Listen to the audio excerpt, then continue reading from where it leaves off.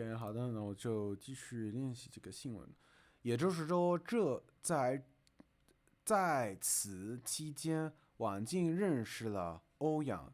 经过其攀打听，谢国伟得知欧阳的老家和自己家距离不远，他和妻子有两个儿子，有两个孩子。妻子常年在外打工，两人并没有离婚。谢国伟想不明白，王静为什么宁愿跟一个有家庭的男人在一起，也不愿意给他一个机会。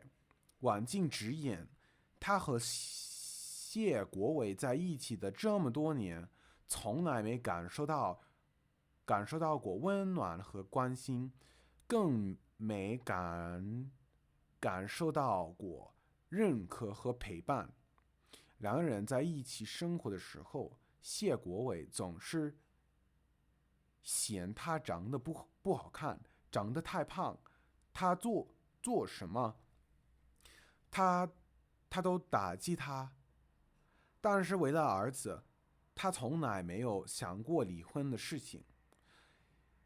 一提起其儿子，谢国伟更火冒三丈的说：“儿子生下3个月，就是我妈带着睡，你什么都没管。”谢国伟的话让王静泪流满面，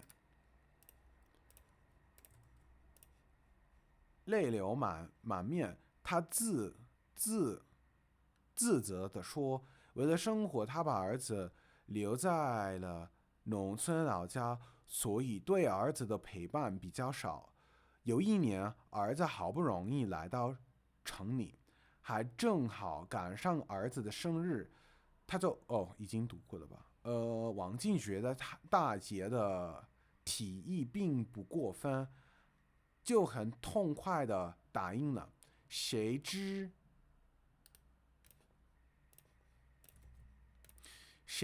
谢国文却为此跟他大吵了一架。之后夫妻俩更彻底的隔了心。再加上水果店生意不好，谢国伟就去外地打工了。在两人分开的3年多时间里，谢国伟从未给过王静一分钱，也不曾关心过王静。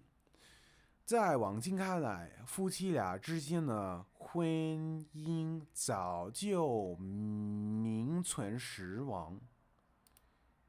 OK， 名存实亡。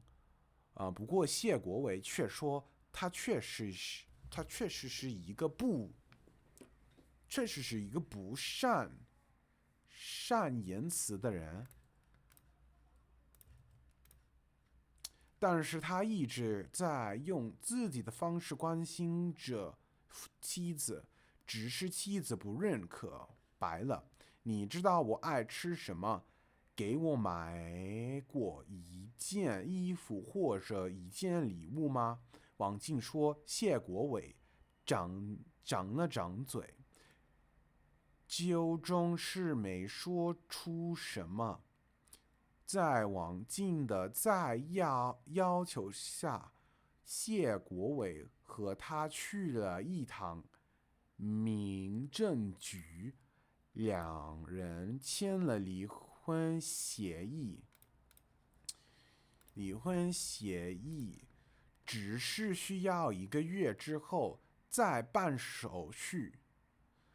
谁知距离领证还有10多天的时候，就出现了开头的一幕。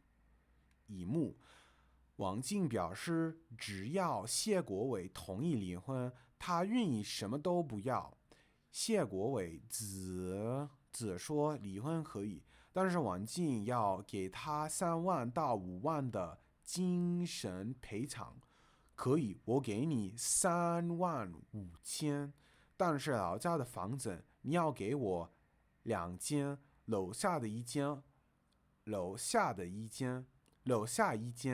王静说：那儿子呢？儿子现在在读书，一年2万多的费用，还要读3年，我一个人怎么负担得起？谢国伟说：那我不管，实在没钱就别念了。王静毫不犹豫地说：“OK，我觉得读到这儿就行。”